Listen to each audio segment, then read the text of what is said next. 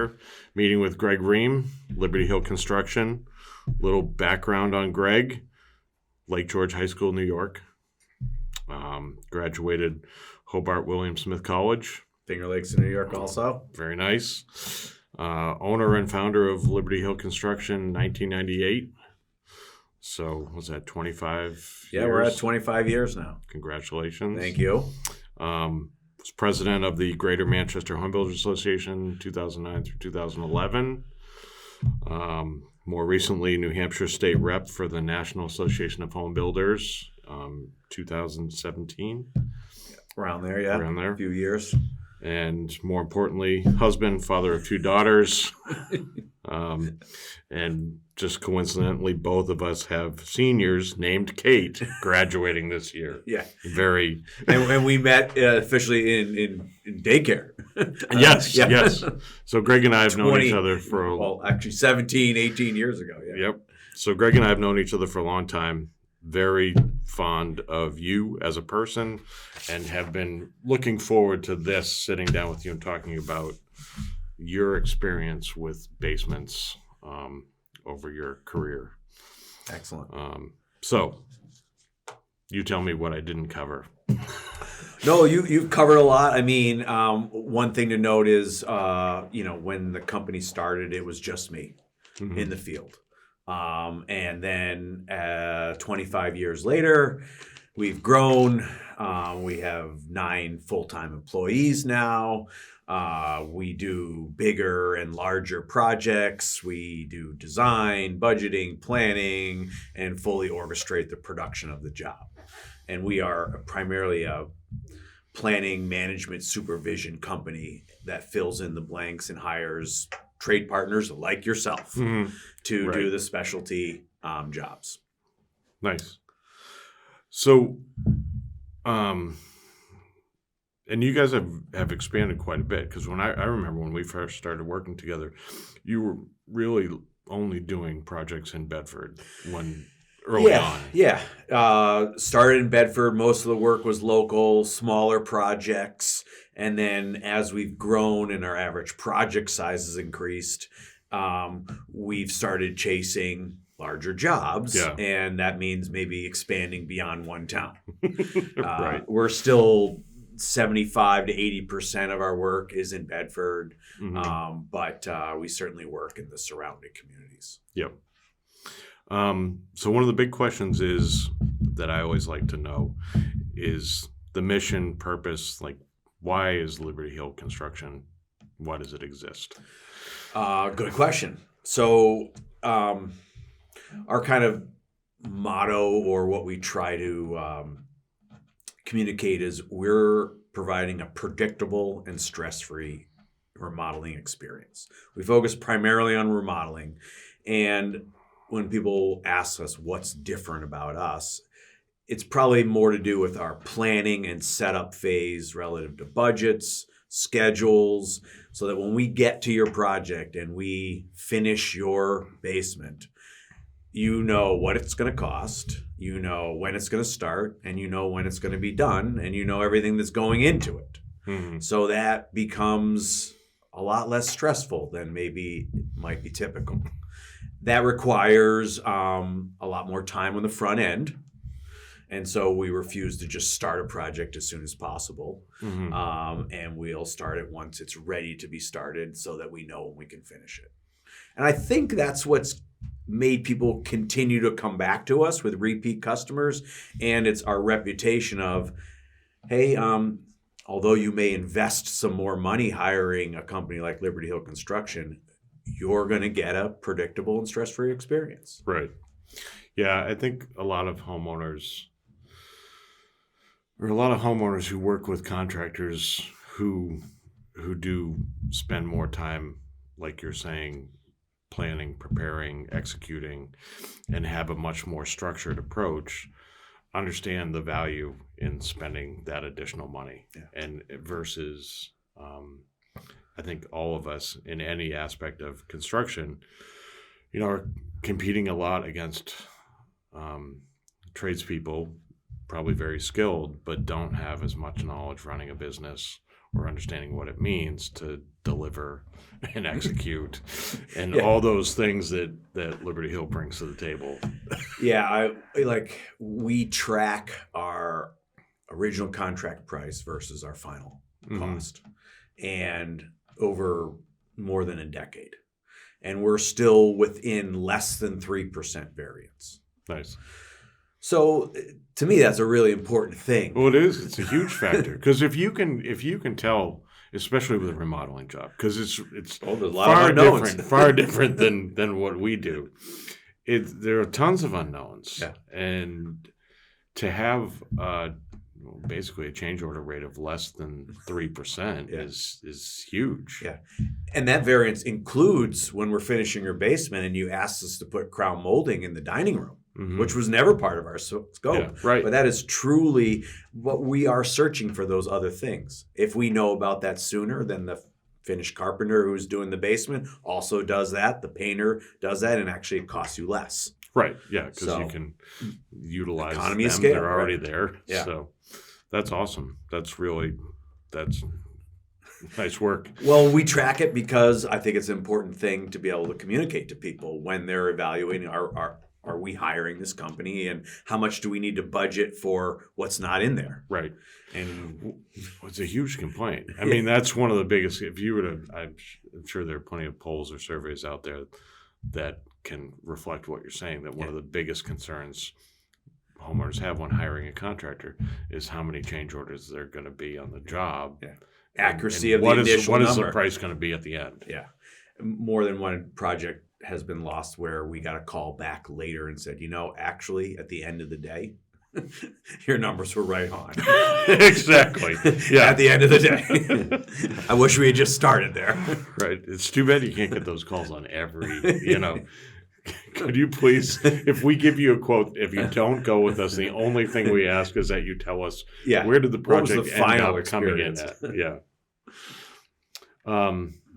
So obviously, one of the things we focus on this podcast is talking about basements or lower level living space in your home, or how to create lower level living space.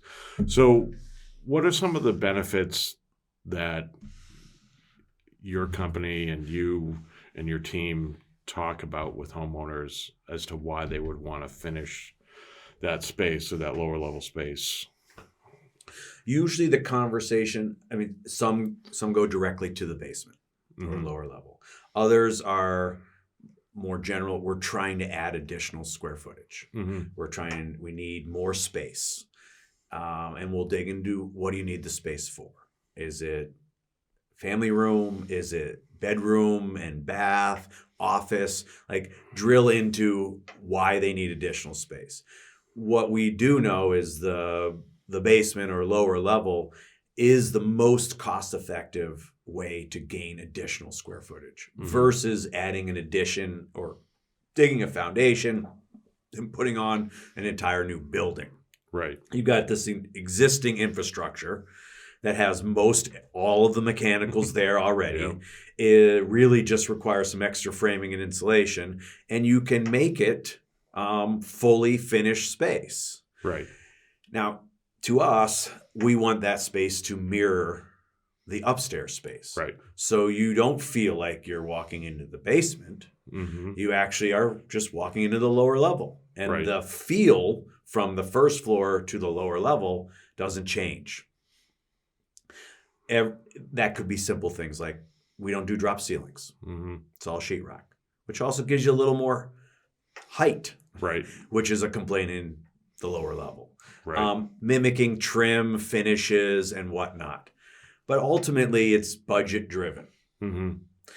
So the drop ceiling, so we finished our fair share of basements for a period of time, which we do not do anymore, and I'm very happy we don't.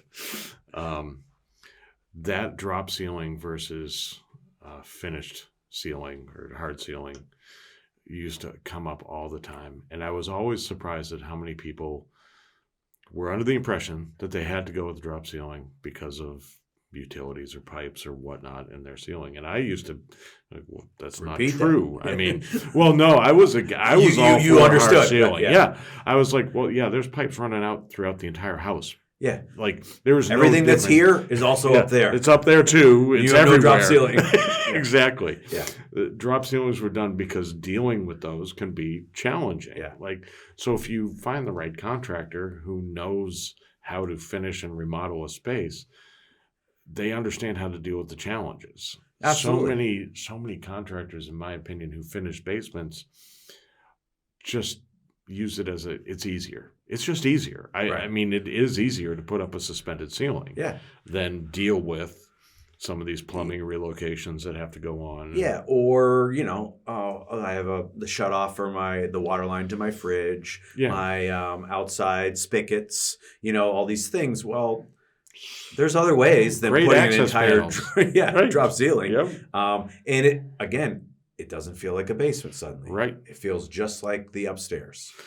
And so, and honestly, the headroom increases with sheetrock Substantially. versus a drop ceiling. Right.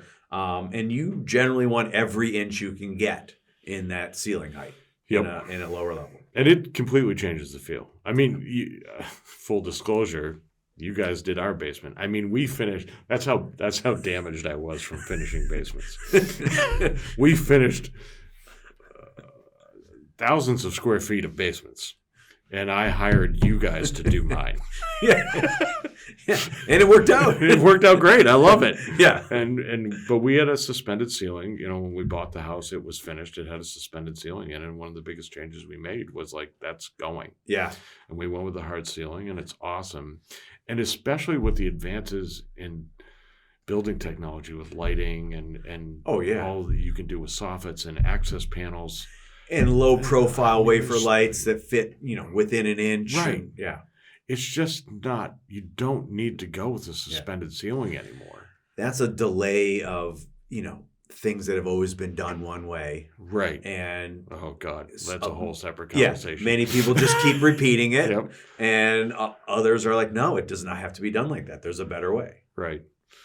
Yeah, it's always interesting to me when you get into talking about legacy building systems and how entrenched people are in that thought process, and getting them to change their mind is sometimes it's like beating your head against a wall. It's so sometimes you just give up. You do. It's or it's not your customer. It's just easier to say like, okay, well, I'm sure you can find somebody who would do that. Yeah. So is there a type of, speaking of, the different types of space or use of that space, is there something common that or something people are doing all the time? Like offices come to mind only because of COVID and everything. So we've certainly seen spikes in particular areas like office space, suddenly working from home and whatnot. In general, that basement space goes in one or two directions. Toward the kids. Mm-hmm. Hey, I want entertainment space, playroom, romper room. Get them off the first floor. Really works great for that. Yeah. Because there's no noise. Get them down in there. Let them have at it. Mm-hmm. And those are generally wider open spaces. And it works great. And then there is, hey, the adults, I want my own space. And we've done some pretty cool spaces where we've got bars, adult entertaining spaces, big TVs, media, as well as, can we pick up another bedroom and a bathroom and it's guest quarters with entertaining space? Right. One thing that seems to be one of these assumptions is like, all right, well, we have 1,000 square feet in our basement. We want to finish it. Okay. Well, everything has to come back and start with a budget. Mm-hmm. But something that's common is if you're still going to use a third of your basement for storage, why are we going to finish it and spend a bunch of money so you can store the stuff that you're currently storing in your basement in an unfinished? So helping people understand you don't have to finish all of it. Right. What do you need? what's your budget? Mhm. How do we make your budget work the best while recognizing your mechanicals are still down there, your Christmas stuff and all these extra things still tend to get stored down there. Right. And we don't have to put it in a fully finished room. Yeah. That's going to cost us more money. Yep. Yeah, we used to spend plenty of time talking or trying to help homeowners understand, like, you want to set aside a certain amount of this space just for storage. You don't want to finish all of this and have it as living space. Yeah. You're going to, when you go to resell the house, it's not going to help you. Right. Well, only spend the money on what you need. So Mhm. then you can elevate what you're finishing.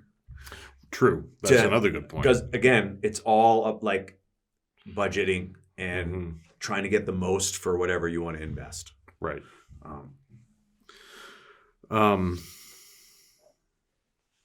Challenges, biggest challenges you run across.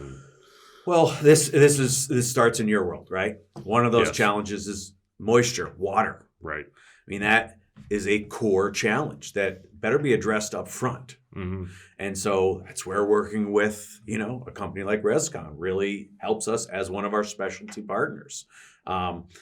Addressing that. Next challenges are, honestly, budget is Yeah. always a challenge. Always. And how do we get the most for your budget, whether we finish less or what we select in there, and making it feel like the upper spaces. So Mhm. you don't have the perception of going into the basement, the dungeon, all these words we use for this less desirable space.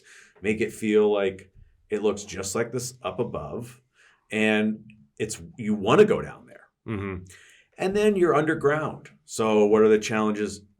Natural light, Right. egress. If you're putting bedrooms down there, how are you going to actually legally get out of the spaces and maintain safety? Working around the mechanicals. Mhm.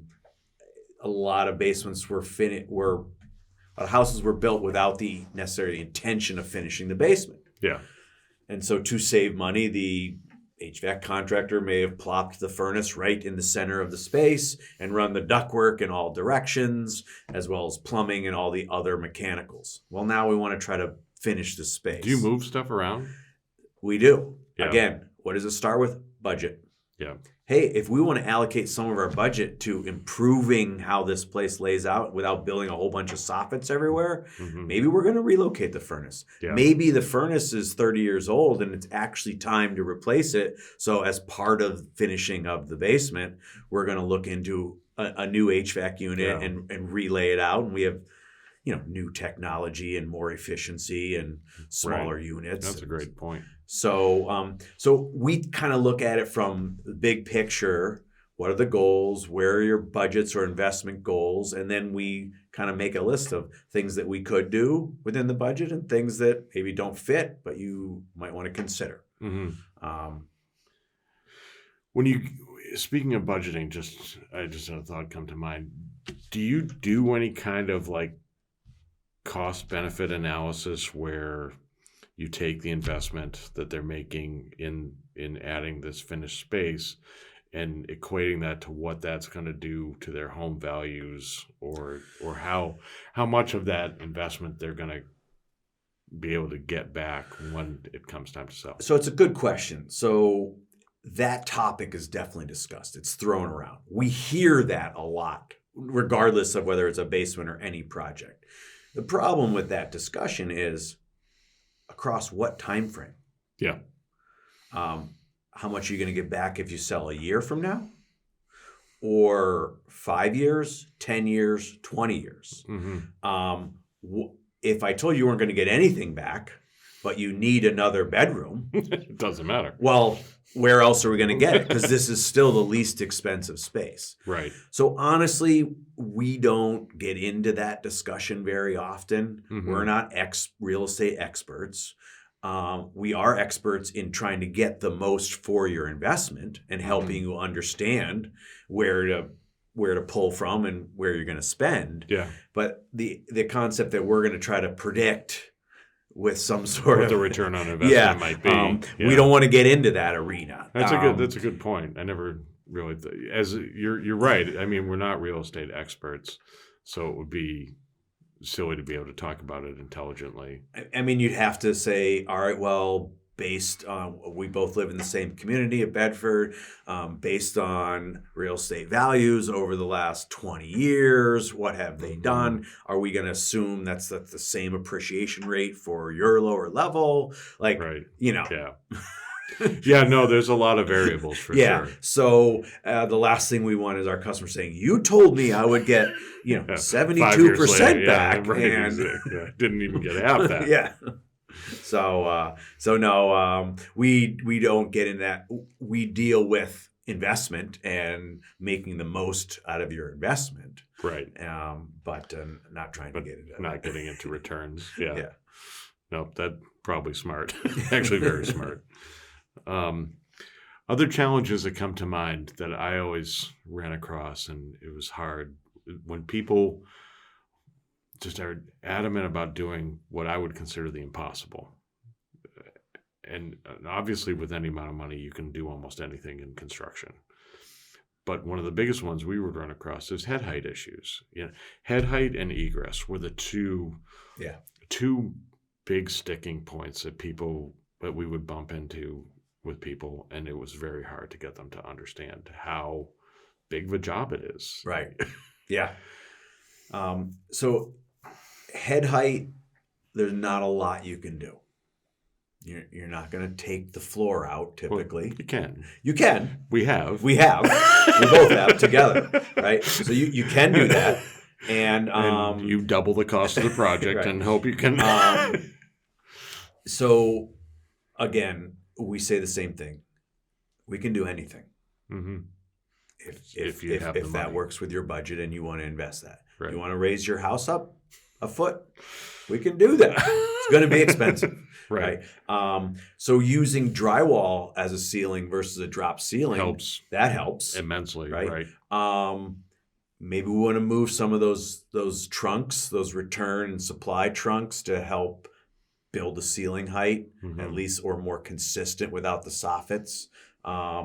So those are challenges. The egress, we can also get around. And as you know, because you do a lot of when we need a specific egress, help with that. Again, unfortunately, it all comes down to what kind of investment do you want to make? And then what are your core needs? Let's add your wants. And how do we best apply your investment? And maybe the conclusion there is this doesn't align. You either need to change your scope or increase your budget, or potentially we're not the right fit. Yeah. Obviously, we're not the least expensive, and you can choose a different contractor, potentially with a lower cost. Hopefully it holds true too. And maybe it's a little less predictable and a little more stressful. But to be fair, it's down in the basement. I close my door in the kitchen and they work down there. And if it takes an extra 2 months, maybe my pain isn't as great as if it was my kitchen.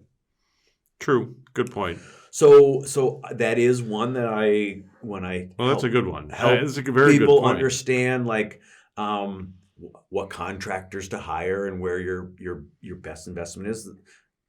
Doing your master bath or your kitchen, I would be less apt to hire, I'll say, the cheap guy versus my basement.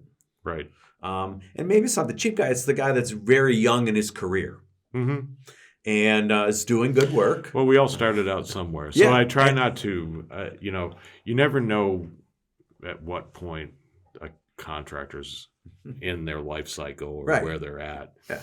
And we all have, we all started out somewhere. So I'm very, very aware and leery to like beat somebody up because they're new. That doesn't mean anything. Yeah. Being new, we were all new. Yeah, so I was there. Yeah, exactly. It was a lot cheaper there. We were, absolutely. And one of the things I say to people in terms of being less expensive when you're new is because, you as the homeowner, you're taking on some risk. And the risk being, in our industry, we're giving out a lot of warranties. Our stuff has to perform and protect and last for a long time. So if you're utilizing somebody new in our business, you are, as a homeowner, are taking on a level of risk. Mm-hmm. Because if they're not here in 5 years, because most businesses fail The vast within majority. that first 5 years, then you now don't have that same level of protection that you would have gotten with us. Right. And if you're okay with that, then you should do it. Yeah. And they should be less money because you are taking, you as the homeowner, as the customer, are taking on that risk. But you bring up a good point about the basement, how you can just shut the door. And it's not like pain isn't the as kitchen great. or the bath. Yeah. Right. I'm not rolling the dice on schedules. Predictability. So, that is something. I mean, in the world of challenges, in some ways, the basement's easier for people to envision. You've already been using the space. The perimeter is defined. Mm-hmm. So generally, people have a more clear idea of what they want to do. Yeah. So they have a greater ability to envision what they're asking for. Right. We still do plans and drawings and all of that phase, but there's less major options, and it doesn't get into as many things. Never thought about that. How, I guess, when you're in construction and seeing remodeling done all the time, it's very easy to visualize what an addition would look like for you. Yeah. Versus a homeowner who may be doing their first addition. There's no, I can't see it. Can't see it. Yeah. Right. But in a basement, actually, you're you closer can. to see it. Right. It's more or less There's defined. walls. Yeah. So. Of course, we finished some basements where there was no vision. It yeah. looked like that, and they're looking at that, going, "Yeah, this will never look nice." Yeah. No, but you can make them. Oh yeah, yeah. We, in terms of favorite projects and things that we've done, we've been doing. When another generation is moving in, Mm-hmm. which we're seeing more and more of. Right. Whether it's a detached ADU, a new ADU addition in-law suite, or they finish the basement. Mm-hmm. And those are really transformative. What is an ADU, by the way? ADU is a term for accessory dwelling unit. Okay. And recognizing that we have our parents moving back, or we're selling our house to our children and we still want to live there, but we want our own separate living, and separate from them, and they want theirs. And so we're realizing that as a country and society, we need to prepare and make inroads for this change. And so the accessory dwelling units or in-law suites, everyone has different terms, but we're doing them more and more. Mm-hmm. And the basement is one of those spaces that frequently gets used. Right. And we'll put a full kitchen, bedroom, bathrooms, living rooms, all the elements of a house, and finish, 600 to 1,200 square feet of space potentially, and have all separate independent living down there. Yeah. Yeah, no, it does. I mean, that's one of the great things about the basement is it's such a wide open footprint, and it has enough square footage that easily you can convert it into a in-law apartment. Yeah. And certainly have the space you need to accomplish everything you would have in an apartment. Yeah. And then maybe your kids come back. They've got their own space, know, and it's this. So if you sold this to your kids, that they're gonna they're gonna take over the house. And quite the opposite, actually. You and mom are gonna live in the basement. We're gonna downsize. I want to live in a tiny house. We have had that discussion as our youngest is about to graduate of what's the next plan? And a lot of it centers around, we want to be able to accommodate our children coming back. Right. Yeah, that's the big Is that a suite or is it a room? Right. What level of comfort are we going to provide for them? We have the same problem right now. It's like, we don't need this big house. Yeah. So, talked about challenges, the benefits, budgeting.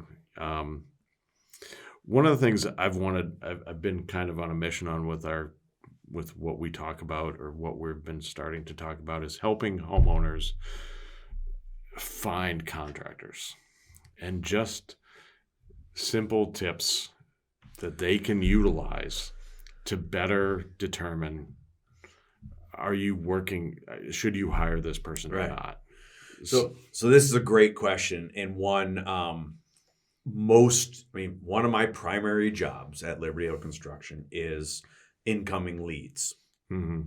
Last year we had 408 leads, and we did 17 projects. Wow.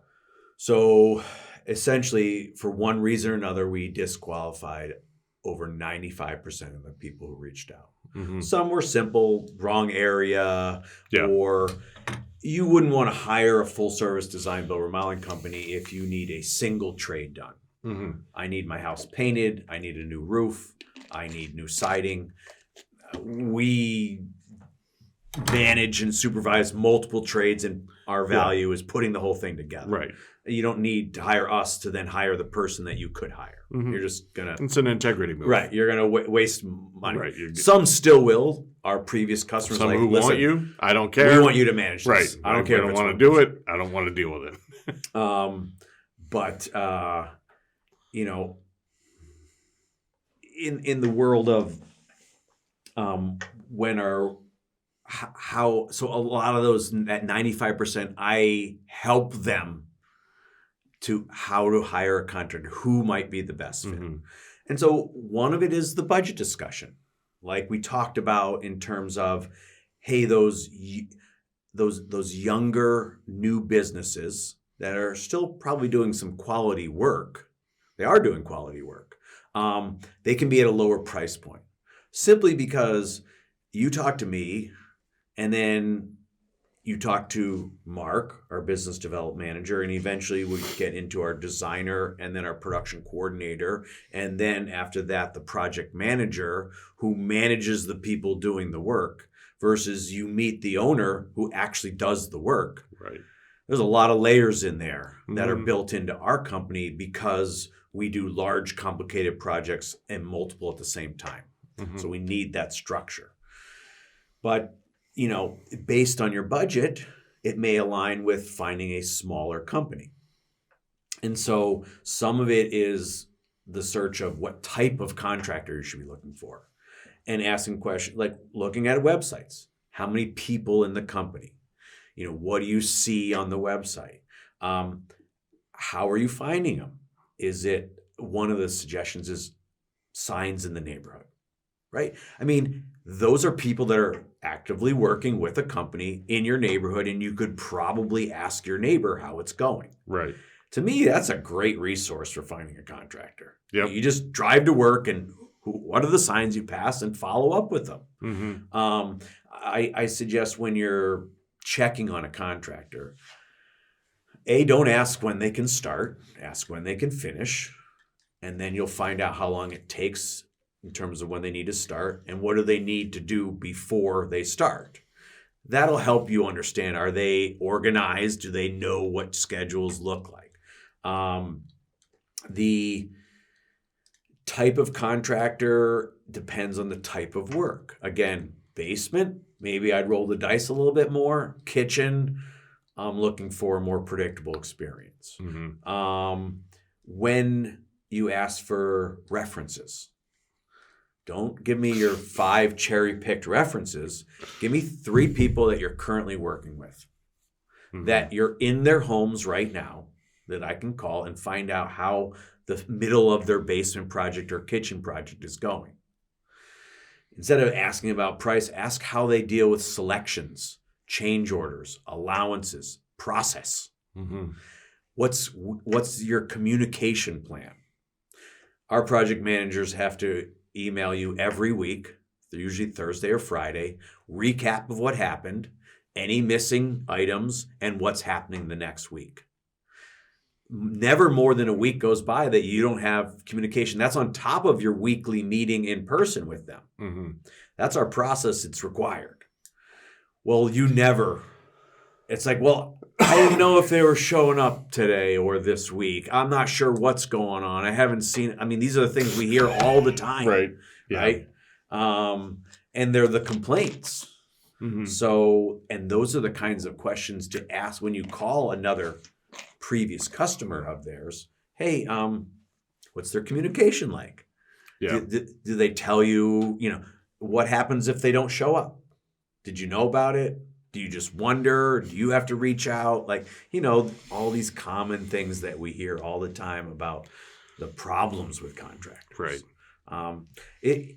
I have seen a change to social media Facebook groups Mm-hmm. where you have these groups of contractors or homeowners sharing information. I think they've been successful for people. Yeah, potentially. I mean, we were both on the Southern New Hampshire home builders, and I think, I think you run into the same concern. You have to go deeper, but That's a start. It does open up a good starting point. Yeah. Right. It's not going to do the work for you, Right. but it will get you started if you don't know where to start. Mm-hmm. You'll certainly get a bunch of people replying. Yeah. That doesn't mean that they're all the You right people. absolutely do. Right. Exactly. Right. We use it for trade partners. Mm-hmm. So there's a lot of contractors in there, quality contractors. We can see their work, how they communicate, their responses to homeowners, Mm-hmm. and we can then follow up. Yeah. And I refer many of those 95% of the people that aren't a best fit for us to a page like that. Yeah.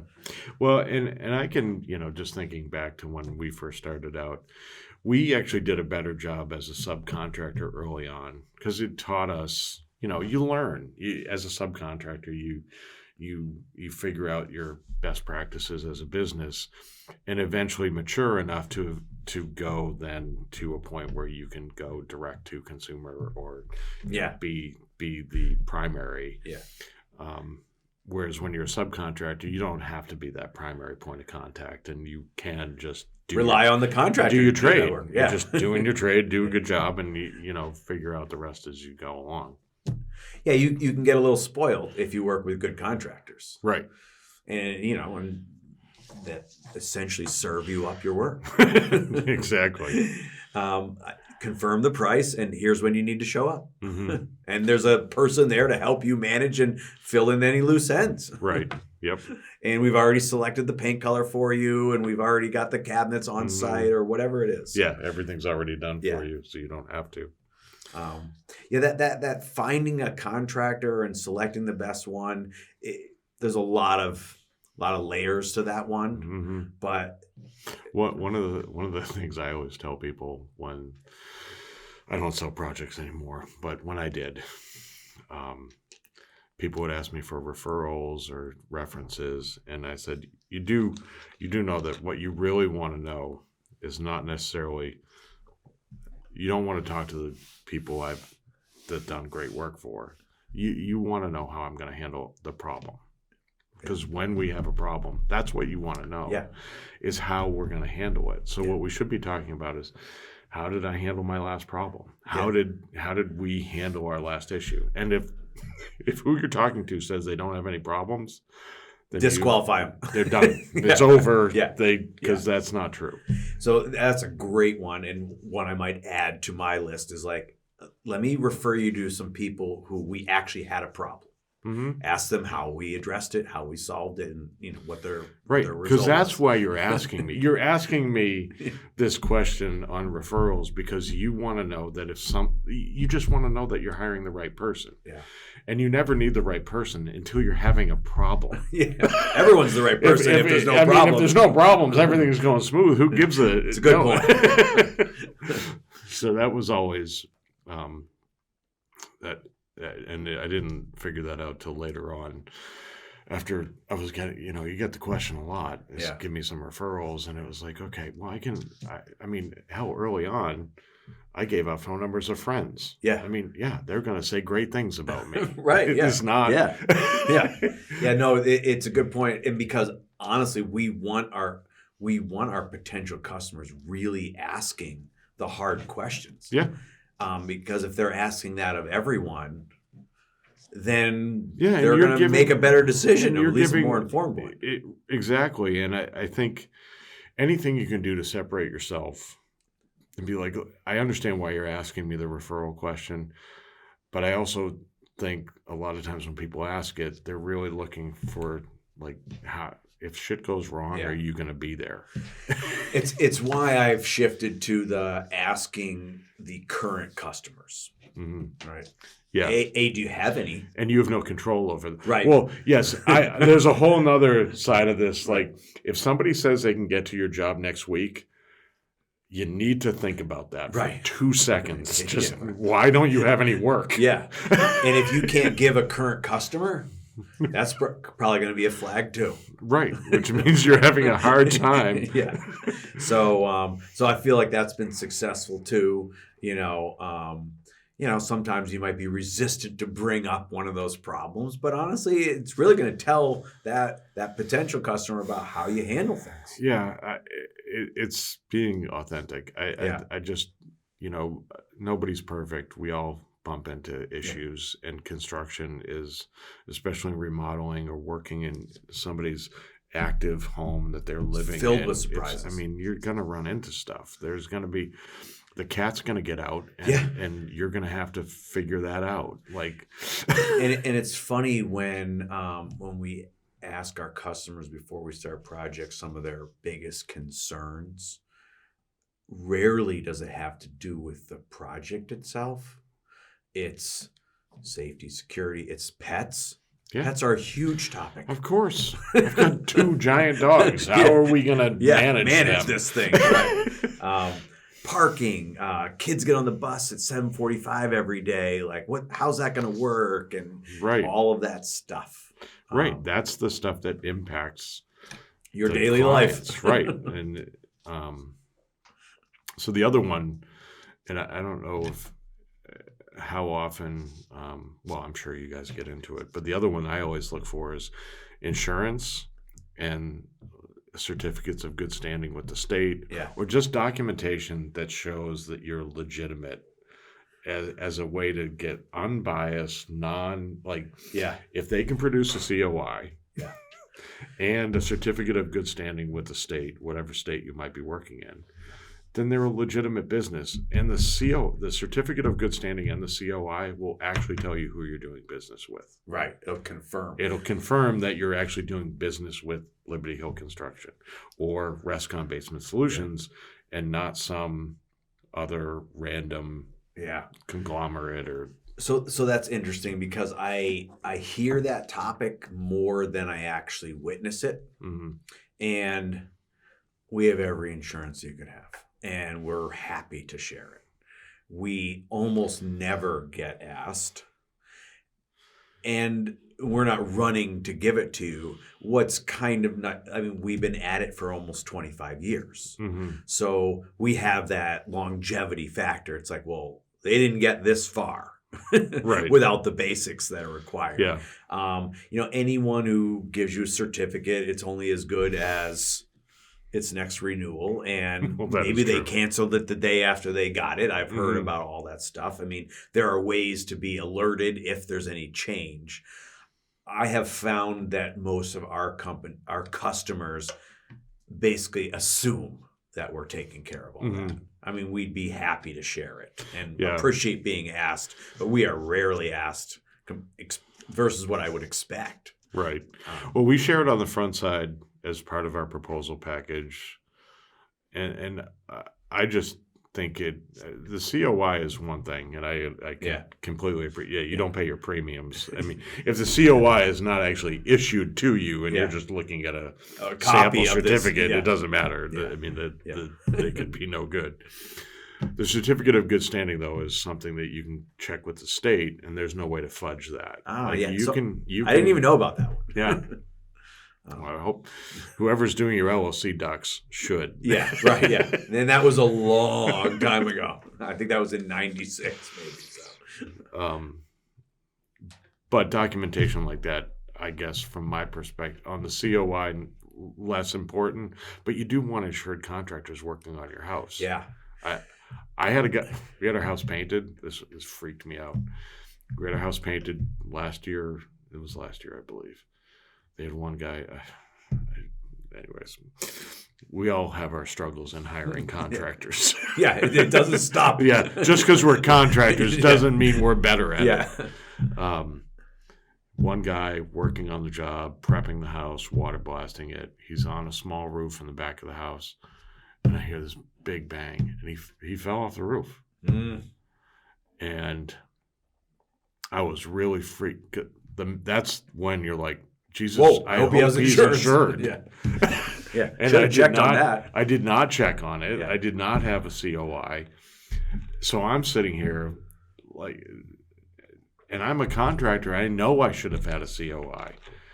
So my point is, like, people, you don't need it until you need it. Yeah. And so just as a point of fact, if you're going to do business with somebody, especially if you're going to pull the trigger, get a COI issued to you. Yeah. Because then you will get cancellation notices.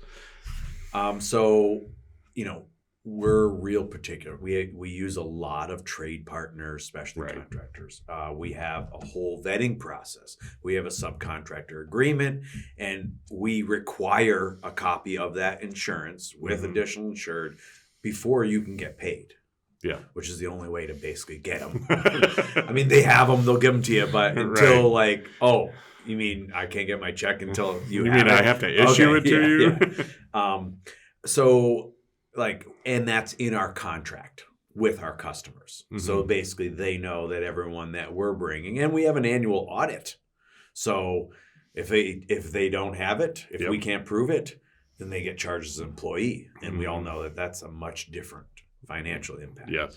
But it's funny, we do not get asked.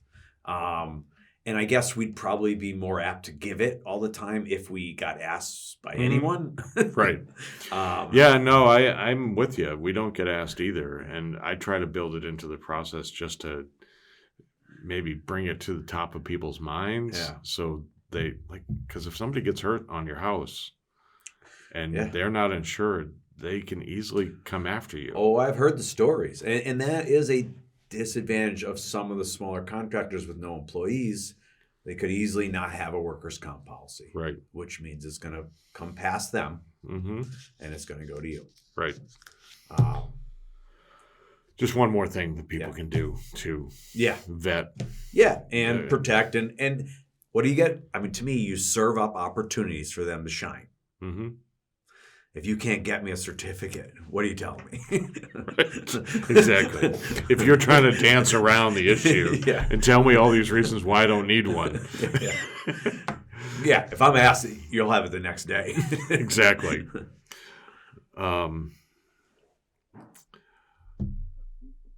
The other, I guess, shifting gears here away from that, unless there's anything else you want to add to it, favorite project. Favorite basement project. I'd say my favorite projects are the ones that are really transformative. Yep. So, like I talked about these in-law suites and ADUs, accessory dwelling units. When we work with a professional couple and they are bringing some combination of their parents in, and obviously you can imagine that whole design and budgeting process is a little bit different. Mm-hmm. You're the owner of the house. Maybe someone else is providing the money, but we're changing your house for someone else who's going to live there. There's this, oh man, this is going to be tough. Oh, that's got to be interesting. So, so there's the dynamic of how we're going to make decisions and go through that. And then there's we've gone through it and we've done it, and they have this wonderful place to live. And chances are it's been set up more accessible. And hopefully there's a private independent entrance. And then you go back and you visit after the project's done and you see it's moved into, and then you see the owners of the house upstairs, and we tour the basement, and it makes you really feel good. Yeah. Because you solved a challenge in their lives. Right. And I think those end up at the top of our pile of favorite projects where we were really able to change something. Or you do one where, this one we just recently did, one of the sons was really into Legos, and he built these crazy models, and we did all these special built-ins and stuff, as well as a separate crafting room. And we went back months later, and here's all the Legos in there, and that now it becomes real. It's lived in, and here's the kid, and he's got stuff spread out all over, but he's actively engaged in doing things other than on a gaming computer or something. And like it's really fun to watch from the design and conceptual phase to go back into the actions being used the way it was intended. And we just love this space, and my son's down here all the time, and I can shut the door, and the Legos aren't all over the family room, and and it's like you've changed people's lives, right? And those are the favorite projects. Yeah. Or like we did this one where it was smaller project, but super tailored to a couple that it's their neighborhood bar, basically. Live edge black walnut countertop, bourbon drinker, sports memorabilia all over the place. And I ran into one of their friends in the neighborhood who I knew, and she's like, "Oh man, did we have fun at their place the other night?" And and you're hearing about how they're using this space, and most of them tend to go to the younger generation. Yeah. But some of them go to the adults, and it's like, no, this is my space. Right. Yeah. And it's just I don't have one favorite project. It's these ones that really make a big change, and people really use them a lot. Yeah. Well, yeah, and that's, I think, one of the things for me that's always resonated. Like when I started in concrete repair and waterproofing concrete and fixing concrete, it was in the commercial side of things. And I always had this passion for residential, because what got me into construction was when I framed my first house. Like I was sold. I was like, this is where I want to be. I love this. And then when that project was done, when we were leaving it and moving on, and I was only 17 or 18, I remember thinking to myself, somebody's going to live in there now, and how impactful that was on me.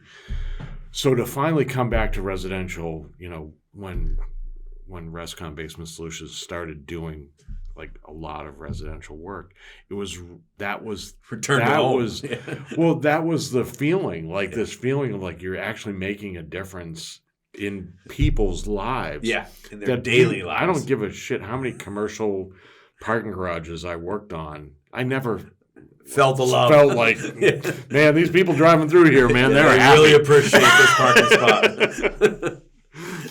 So it certainly, I can completely appreciate how there's no one favorite. Yeah, and it's really just the idea that you're impacting people's day to day lives in a very tangible their house, and their home and their lives. Right. Yeah. Yeah, no, that's the fun. Because it's not an easy industry to be in. No, and that's the fun part. I mean, that's what makes it worthwhile. Yeah, I mean, there are many components that can be done by many different people, but to provide a predictable and stress-free experience and attempt to actually make enough profit to build a company and take care of your people and do better service and warranty for your customers, that's the hard part. Right. Yeah. No, that's not easy. Yeah. Yeah. To grow the mission beyond yourself and actually try to loop more people into the... give back to your community with those resources. You run out of money pretty quickly when you're trying to do all those things, but that's okay. It does make it a lot more fun when you have more people involved. Yeah. Just sitting there by yourself, patting yourself on the back can get kind of a... One other topic I just thought of is, especially when we're going to come in and finish a basement, we'll have a conversation about other plans. Mm-hmm. So you can imagine this year we're going to finish our basement, and next year we're going to completely redo the kitchen, which is sitting right over that basement. Yep. And so you finish the basement. Hey, we need to open up that basement ceiling to move stuff around, right? Probably a missed conversation there. Yeah. So something important to keep in mind when you're going to get into that lower level is everything's above you. And a worthwhile question for a contractor to ask a homeowner if they have any other plans coming, because we might want to think about that when we go after the lower level. Yeah, right. And now you can make sure you plan Yeah, accordingly. it hurts to rip out your own work a year or two later. Yes, it does. You'll do it, but you feel like you made a mistake. Right. Not at least asking. I should definitely did not. I missed something here. Right. Yeah. Usually when we're ripping out our own work, it's because we did something wrong. Yeah. That's generally. But that's a very good point. And I can see how that would be one of those things you'd want to touch on. And one of those things that also comes with being a more mature company. Like, if you don't experience that multiple times, you're not going to incorporate that or think about it. And for us, a lot of it is switching. We're not actually here to finish your basement per se. We're here to educate and help you figure out what the next best step is. And some questions beyond just why you brought me here are actually appreciated and can be very beneficial. Because, we're seasoned remodelers. We touch everything in the house, whether we add on to it or work within it. So we have a lot of knowledge of how things impact one another, and it's worth asking those questions on that first meeting. All right, so I know you brought me here for finishing the basement. Just so I know, is there anything else that you're planning to do while you're living here? Right. Well, yeah, this is our first project, but 2, 3, and 4 down the road are, all right, good to know. Yeah. Yeah, that's a very good point. What are we at time-wise? An hour 5. No. Okay. Is there anything else you want to talk about, Greg? Any other thoughts you have? I mean, the basements we do, they tend to look like that, or they're poured foundation. It doesn't really matter. For you, though, I mean, you kind of touched on hard basements and whatnot. When it comes to a basement that per se looks like that compared to a newer poured foundation, how does that affect the scope of work? I'm not going into that basement. If I want to see that basement, I just walk down into my basement, which is 200 years old. So I shouldn't say that. So that one looks pretty rough, right? So that one, before I even get into it, I'm bringing a professional in, and then maybe more than one, just to make sure, hey, what are we looking at here? Is the infrastructure sound? Right. I mean, are these walls even going to hold? Let's not invest money in something until we know it's going to hold up. Right. And how much history do we have on this? Something we didn't touch on was, we remove beams and remove columns quite a bit. Because you're doing that cutting for us. And how are you stabilizing what's above you? What are you doing to build new structure and bring in steel I-beams and transfer loads? And those are some of the complexities that might push a homeowner toward a more seasoned company versus just, hey, we're just finishing this thing. So as your complexity goes up, who you're picking to partner with probably changes a little bit too. Yep. And we do there's a lot of bathrooms in our basements. So, and they can really add to the value of that and expand the function. But there's more concrete cutting and there's more challenges and more costs. And having people that know the different ways to do that. Those are the kinds of questions that people should be asking. Not how much does it cost, but how do you put a bathroom in a basement? That should be a pretty easy answer for a contractor. To me, there's 2 primary ways to do it. One, and they each have advantages and disadvantages. So, but as you know, we like to cut the concrete. Yeah, well, we could spend a whole episode talking about concrete cutting versus jackhammering and how prevalent my industry is for not cutting concrete and just taking jackhammers to it. And plumbers are the same. It's just, it's crazy to me. And the big analogy, you can cut a piece of wood with a chisel and a hammer too. I mean, you can. Yeah. There's a reason why you don't. Yeah. Because there's a saw right there Yeah. that can cut it for Yeah. you. Yeah. Okay, well, concrete's the same way. Yeah, Like, just there's a a product saw that requires a that- certain exactly. blade on a saw. Yeah. Yep. Yeah. So, yeah. And to me, it's like all those things that you think you're saving, but you don't allow for the next phases behind it. Like, oh, geez, we just didn't jackhammer quite enough. Okay, so plumbers stop.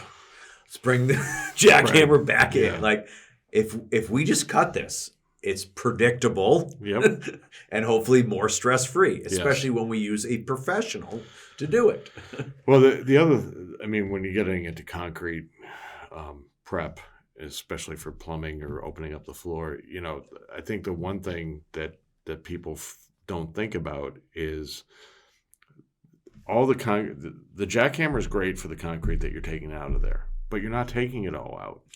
There's most of it's staying. Yeah.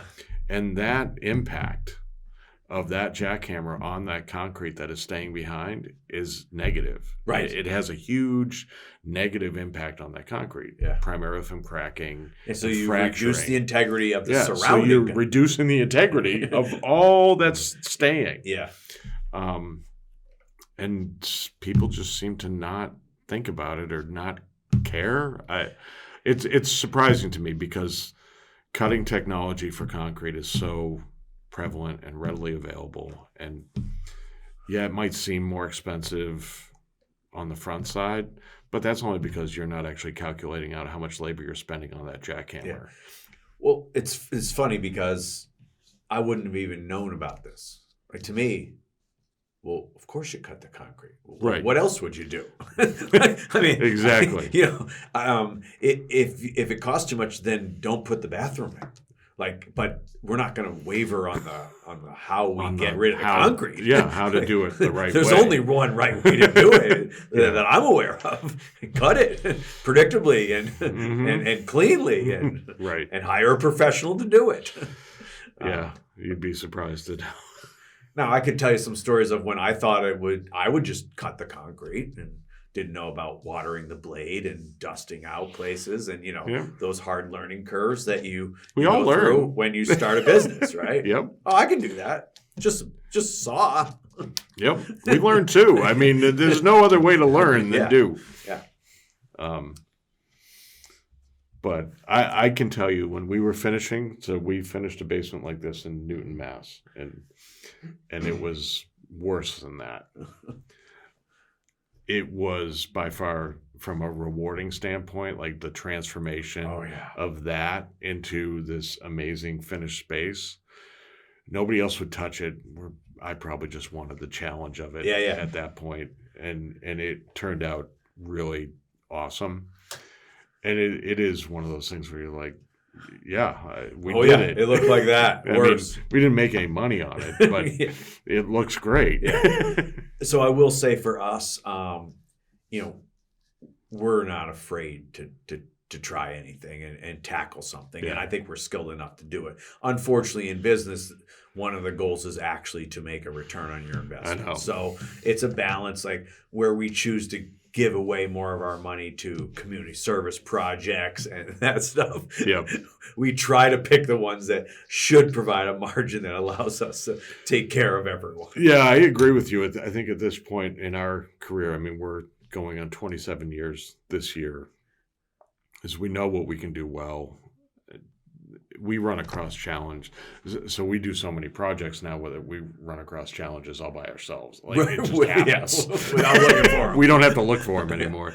We're just doing enough projects on a regular basis that we find them. Yeah. And but I'm with you. It's just like stick. You know, we were not good at finishing and remodeling. We got out of it, and we've really focused on what we're good at, and it's been great. It's been really transformational. Yeah. In our business, and you know, just stick to what you're good at, and you'll be great. Yeah, and then that is definitely what we do too. It's like we don't even really build many custom homes. You can hire a builder with a single employee and have a pretty good experience Right. getting your custom home built. Mm-hmm. We have done that, and we occasionally get hired when someone really wants that hand-holding process. And I would say we did a great job, Mm-hmm. but you don't need to hire a full-service design build remodeling company. Right. Yeah. Now, the analogy I use all the time is I equate it to the healthcare field. And just like you wouldn't have your general practitioner who does your physical do heart surgery, Yeah.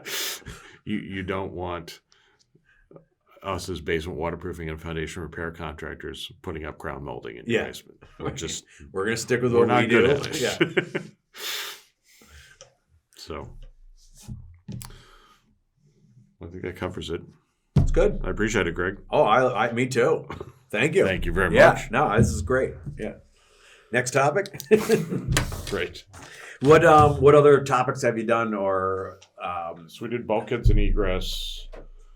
We had soil weigh in here talking about, cleanup, mold and mildew removal.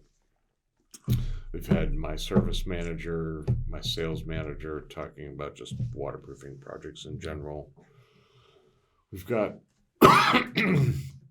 a closet organized, not like storage person coming in who does revamps storage space Yep. in your basement. Yeah. We're working on getting an insurance company in here to talk about insurances, Mm-hmm. and both from a contractor side and for insurances related to, when you get your basement waterproof, what are some things you can do to make sure that you're now covered should you have a problem. That's interesting. Yeah. Yeah. A lot of people don't realize that the minute you put a sump pump system in your basement, regardless of whether you have a drainage system or not, but once you put that sump pump system in, if in fact you have a flood because the pumping system failed for some reason, you are covered under your homeowners as long as you've notified them that you have a sump pump system. It's a mechanical component, just like your hot Furnace water heater or any of those items. Yep. So if it fails as a mechanical component, you are covered, which in most cases, any kind of groundwater issues, you're not. Right. So trying to explain, those nuances of why it's so beneficial to be proactive. Yeah. Not everyone, so many people are so, dead set opposed to having a sump pump system in their house because they think it triggers the whole, that means you have water, and Right. it's kind of like, okay, well, my view on this, and granted, I'm sure I'm biased. We put in sump pump systems for a living, so, but it is a sub-below grade environment that is very susceptible. If you have any water leak in your house, It's an insurance it's policy. going in your basement. Yeah. Like I had a home where the ice maker line to the fridge upstairs blew while we were away on vacation. Had no idea. Came back, we had 6 inches of water in our basement. Had nothing to do with, it was covered under insurance. Yeah. But point being is, if we had a sump pump system that could have kept that water At bay. we wouldn't have had 6+ inches of water in the basement. Right. That would have been a difference. Right. It would have helped out. So here's a question for you, because we look at lots of basements, and many more than you come in to do anything to. Like, when should someone bring you in for a sump pump system? So, and I know there's more than one answer here. so the statistic that you can look up on the national insurance, there's a national insurance statistic about water in your basement that talks about how many homes experience at some point in their life cycle water in the basement, and that number is 98%. Wow. Yeah. So based So the on short that, answer is the all short of them. answer is all of them. Yeah. Now, to what level that water infiltration will be, obviously, can right. be. So obviously, there's a tremendous difference between a major flood and having inches of water, and having a crack that's actively leaking, and there's a puddle on your floor. So, you know, I think to me, since you can be proactive in this, I think it's best to put the sump pump system in. I mean, a basic sump package is it's under $2,000. So Is that just the pump essentially? what's the pump, a liner, the discharge? I mean, that's the whole thing, professionally Really? installed. That sounds really inexpensive to me. Like That's the perimeter to the pump? No, the drainage system. No, if you go with a full drainage system Yeah. and actually get a warranty from us to protect the basement and keep it dry, you're 10 to 15 grand. Right. Okay. Yeah. That's the one I'm thinking. Yeah, that's a big investment. You're talking about cut a hole, cut a hole, put in a liner with a sump pump, have that flood protection in place, so you don't get that 6 inches of water in the That's basement. essentially like, hey, water's coming in. It goes to the low spot eventually. I mean, the low spot eventually. Yeah. You know, even in today's homes, you know, well, if the home was built properly in the past 40 years, there should be a bed of stone underneath that floor. Right. So by putting the liner in, you should be eliminating that water pressure building up underneath the floor, Right. because it'll travel and drain into the sump liner before it even gets into the basement. Right. That's if water's coming up. If water's coming up. Yeah. If water's coming in over the sill or certain areas like that, you know, our system, if we had an interior drainage system, that would protect you. A sump is going to just protect you from inches of water. Yeah, in from the your basement. water just continue to fill up. I mean, we've seen basements with 2 feet of water in them. Wow. I mean, it is, that's bad. and it happens. Actually, I saw recently. I saw some in the Mother's Day flood. I saw some stuff like that. Oh yeah, the Mother's Day flood, we were seeing stuff all over. Yeah, that was crazy. So sump pump systems do eliminate that major flood in your basement. And when that discharge, because I've always kind of wondering, it's like, okay, so you're grabbing that water Mm-hmm. and you're sending it outside. Yep. Well, I mean, generally it just goes outside pretty close. Well, we try to get it 15 to 20 feet away. So Mm. we're trying to get it beyond the excavation dig Mm. for the foundation. Say So virgin ground. So it's getting onto virgin soil. Yeah. And sloping coming back down away in. from the house. Yeah. Right. So we want to get it onto virgin soil, sloped away, or Yeah. at least some minor So at least something. it runs away. So it's running away and not collecting back Yeah, around not the pumping basement. the same water. Yes. And recycling things. Yeah. So the 15 feet is pretty standard. We feel like that gets it beyond the overdig for the foundation. Yeah, I would certainly think. I mean, in my world, you can count on a solid 4. Mm-hmm. Double that is 8. You're doubling it again. Right. So that's what we do to get out to virgin soil.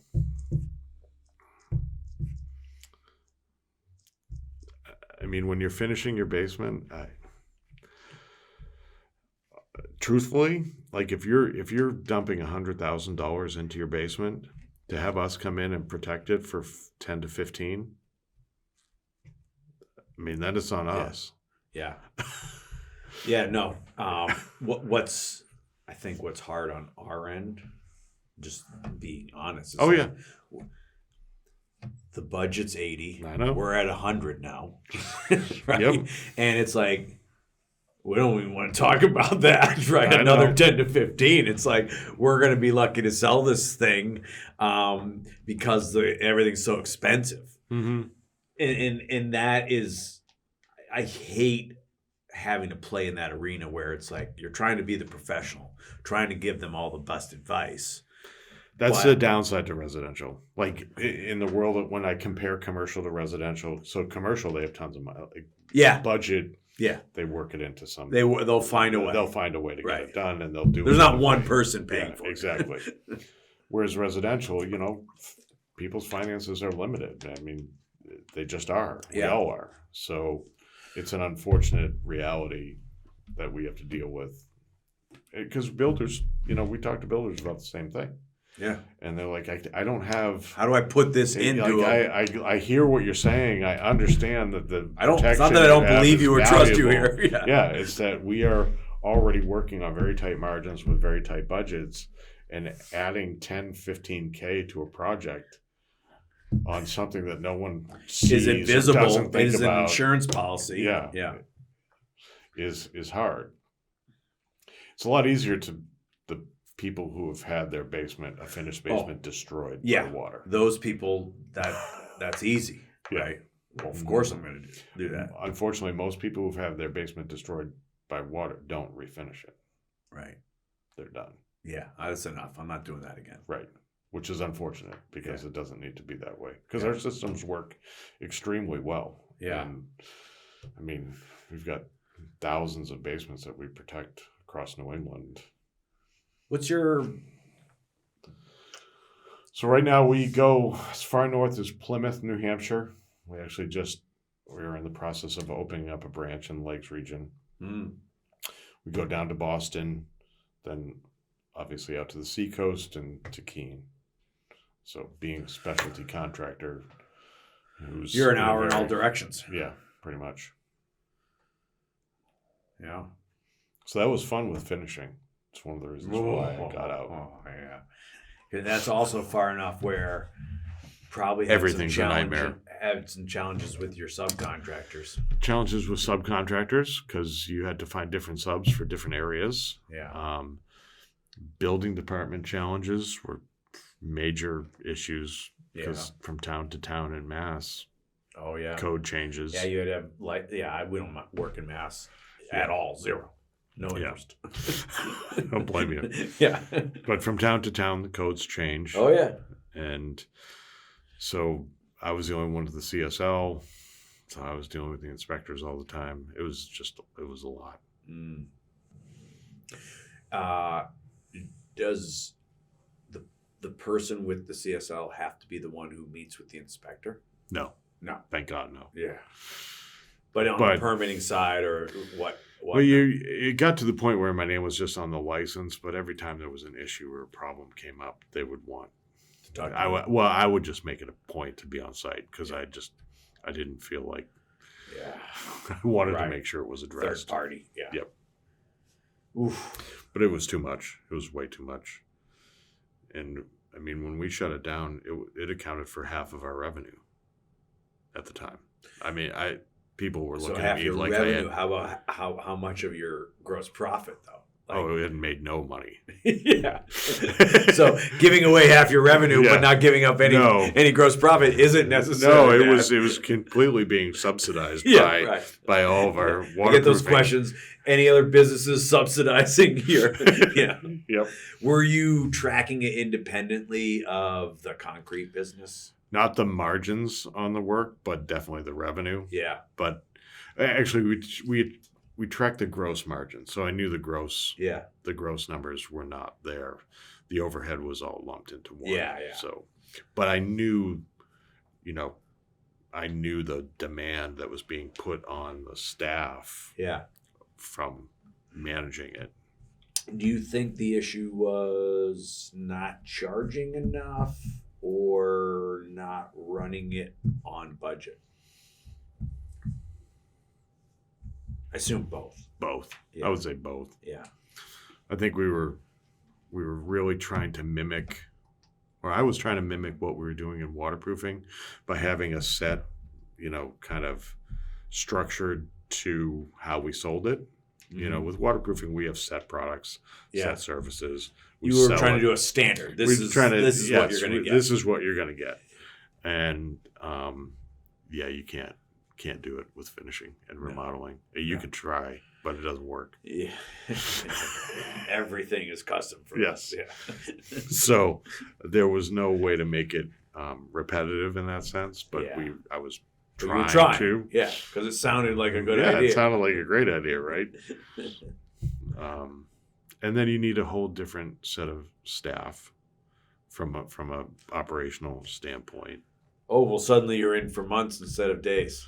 Well, that's the other thing is so we're really good at 3 to 5 days. Yeah. Top notch. You're not going to get anyone better. Yeah.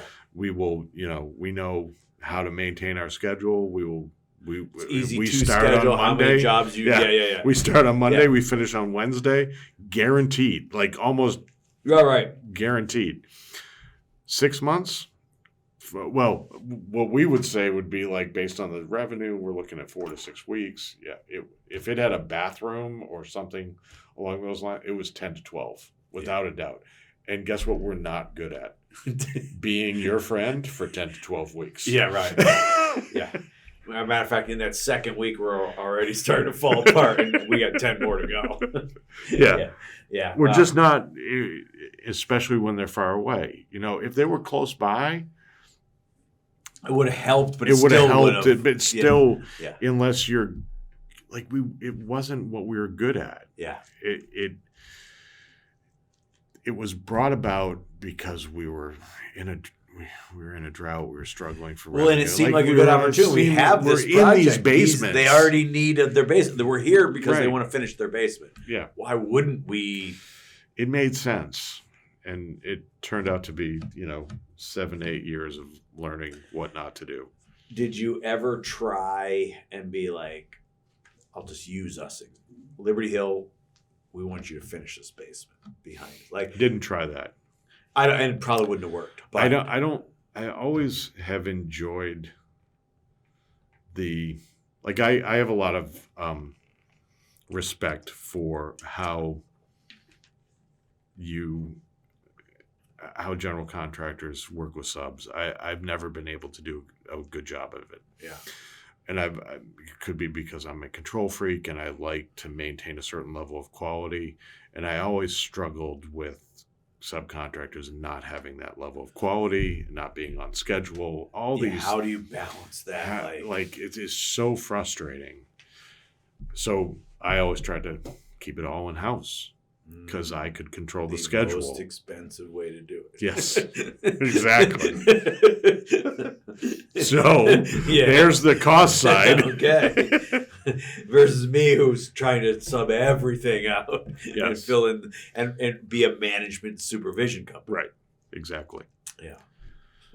I see that now. Like now, in hindsight, that would be the way to do it. I will never go back. I toy with the idea because one of the things I did enjoy about it was the designing. I loved. Right. I'm sure there was components. I loved going in and designing a space. Yeah. That to me was a lot of fun. Everything else I hated. Yeah. Yeah. I mean, it would, again, figure out what you're really good at and do that. Yeah, and I'm great at fixing concrete. Like it's It's pretty straightforward, too. It's very straightforward. I Yeah. love concrete. Predictable. Love the whole Right. Like stopping water is its own science. We know how to do it really, really well, and we're really, really good at it. Yeah. So that's what we do. Yeah. So all you're worried about is a midlife crisis.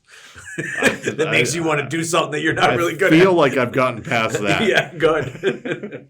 Well, there's another one coming when we have no children Yeah. in the house. When you first started, did you subcontract out stuff more or less? Oh, way less. Way less. When I first started, I did everything I possibly could myself, that's including cutting concrete. I even bought my own blade because renting the blade at Grove Rental was like $100. I was like, well, I can buy a blade for $300. Just get my own blade, and then I would rent a saw. And then I think I bought a saw at one point. I think I sold it not too long ago. I was like, we're not using that tool. Get it out of here, sell it. When you start up these companies, it's all yourself, man. Yeah, It's all I designed it. I guy. framed it. Like I insulated it. I trimmed it. I drywalled it. I never really painted. I would do anything that I could. The guy I worked with was way worse about this idea that if we paid someone else to do it, we were losing money. Right? I quickly branched away from that. I was like, hold on a second. The first time that I realized that I could hire builders, install products to put the insulation in for less than I could drive to Home Depot and buy the insulation for, I was like, we're never insulating again. And then it kept going. Drywall, right? Framing was one of the last ones because I came from a framing experience. But concrete cutting was close in there in the beginning. But I just drifted off to like, I can do more and bigger projects if I can sub it out, so to speak. Did that make it easier to grow once you start being able You to can sub that scale stuff more out? faster. You can scale more, but the other thing that happens is when you're building it yourself, there's this end of day, end of week feeling of like, I built that. Yeah. I don't build anything now. I build employee handbooks and meeting agendas and things like that. I actually discovered along the way that I really loved the business side. So our industry is filled with skilled craftsmen Yes. that are very bad at business, which is Yeah. why such a high percentage fail. And I was like, I actually love the business. I kind Yeah. of get into that. That's the same. I think we're cut from the same cloth there. Yeah. And I was about to say, you guys must be like yeah, so that's where companies elevate in constructions, because there are a lot of skilled people out there running very small. But they won't get out of that owner operated. They won't. Your dad, Yeah. your dad's really skilled at what he does, and he bumps into that. And it's if you love the trade side of it, which is fun. I mean, Oh, don't yeah. get me wrong. That's very, very enjoyable, and what attracted me to construction in general. But I always loved business and the strategy and growing and finding ways to. Well, and unfortunately or fortunately, there are caps in the trade side relative to income. Not anymore, but Well, not as much anymore, but if you're a finish carpenter, you might make $100,000. You're not going to make 200, no. right? You're going to make 70 to 100 grand. And if you're just a regular carpenter, you're 50 to 75. And if you're a laborer, you're 45 to 65. Like, if you want to, in all of those trades, if you're just the guy who does the work, there's a cap in there. Mm-hmm. And you're not going to suddenly make 10% of the business profits and you're going to do $3 million. And Yeah. you're going to add that 300,000 to your salary. Right. Like, so it comes with a higher level of risk and A lot of and responsibility. knowledge and responsibility. And some people are going to take that, and some people are going to be like, listen, if I can just do my thing and I can consistently make this much, that's enough for me. Mm-hmm. It's not like Right. it doesn't mean that the people who are making more are happier. Like, No. we all know that's not true. But what are your goals? And so, Goals, purpose, like one of the things I found that became when we hired our first person, it really, yet another thing that became very rewarding was actually being responsible for somebody's supporting livelihood. families. Suddenly. Yeah, right. Yeah. And that became very much part of the mission now. Like, okay, now I can Building give back culture. by creating Yeah. jobs Yeah. and creating a culture and an environment to help people be better. And so there's a lot of, I think, altruistic behavior that goes into being a successful owner in residential home improvements. I just think if you're really good at it, you give a shit about your employees and your customers. Well, and then you get the opportunity to give back to communities Mhm. because you actually are making more money than you personally need. And so you get to do volunteer projects, you get to Right. support things, you get to support the endeavors of your employees and staff. Mhm. Like, it affords you opportunities. Right. Um, So as long as you're not greedy, like there are plenty of owners who are just greedy. Yeah. And they're taking it and pocketing it and making, Yeah. They're those Short-term, owners, and long-term. then you have other owners who are, more interested in how they give back and help out. And, it's not all about how much money is in your bank account. It's more about how much are you actually giving back to the community that has served you so well. Like we are. we're giving back. You're giving back because that's where you made your money. And they trusted you. Yeah. And they Now it's time to give back. Right.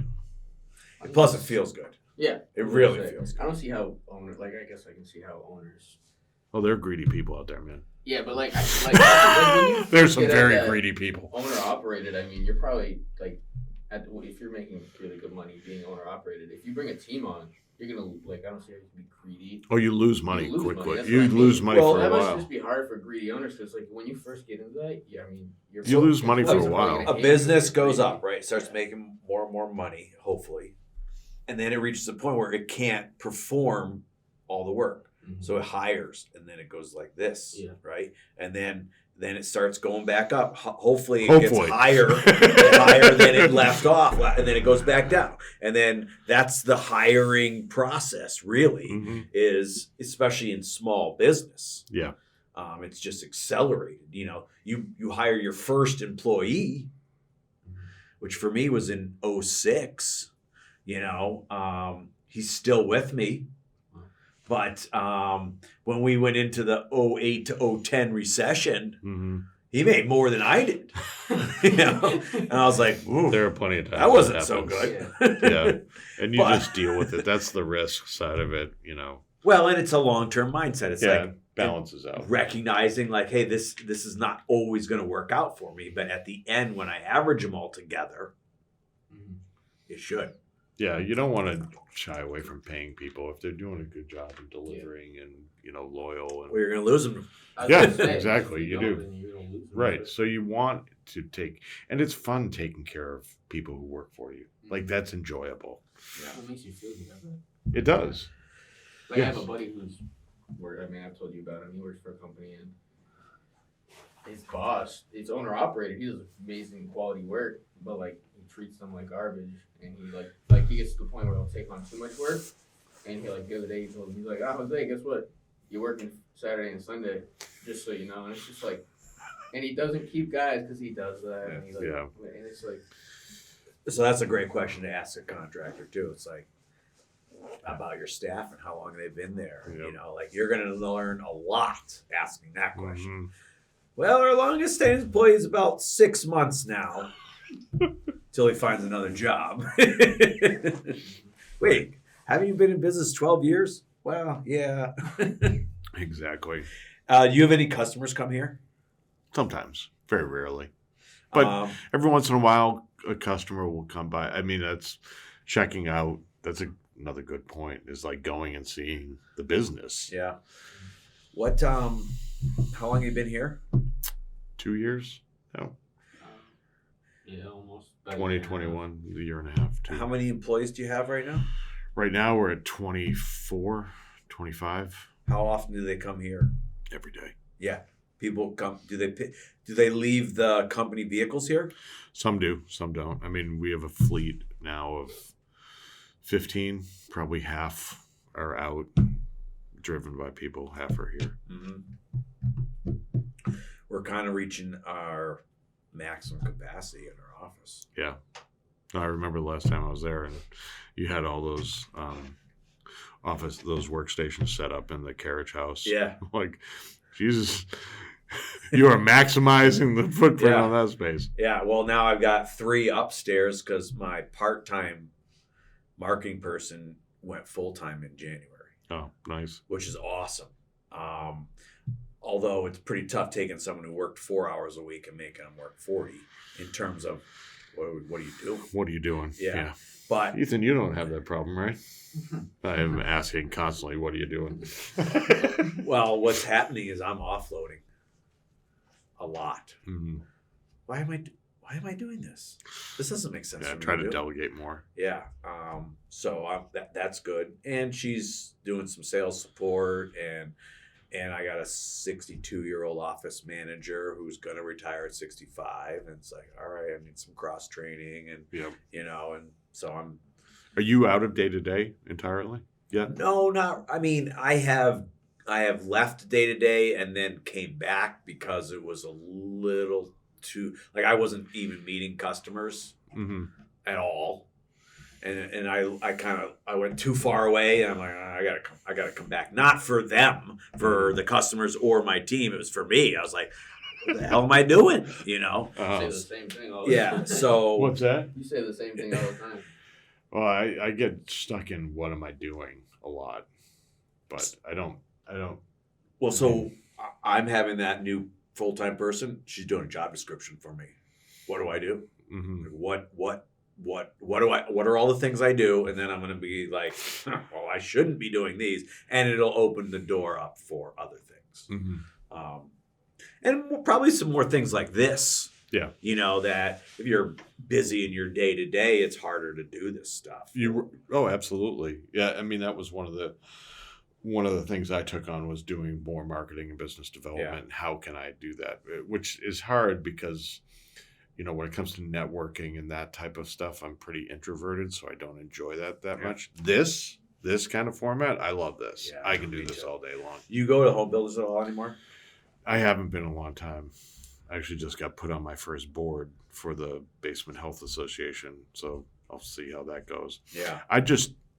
It's not that I don't enjoy talking to people. I'm just introverted. I'm not as social as I would like to be. I'd probably say I'm more extroverted, but I checked out on those guys a while ago, and I was just like, I am done for a while.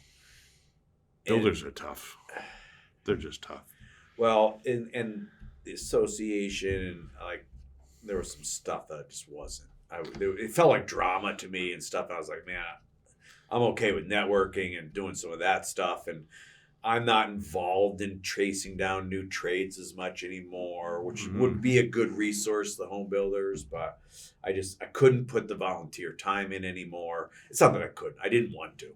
Yeah. And I was like, I think once it starts getting very political and a lot of drama, it's hard to be invested in it. It's like, this is not why I signed up. I'm not here for sign that. up for this. Yeah. So I heard recently that they're restarting the Remodelers Council, which I would have some interest in. But we'll see. I am in a Remodelers 20, a networking group through NHB, the 20 clubs. And so I'm with a group of 18 other remodelers across the country. And we have 2 meetings a year, and they're fantastic. That's awesome. Oh, it's awesome. And now I have people all over the place.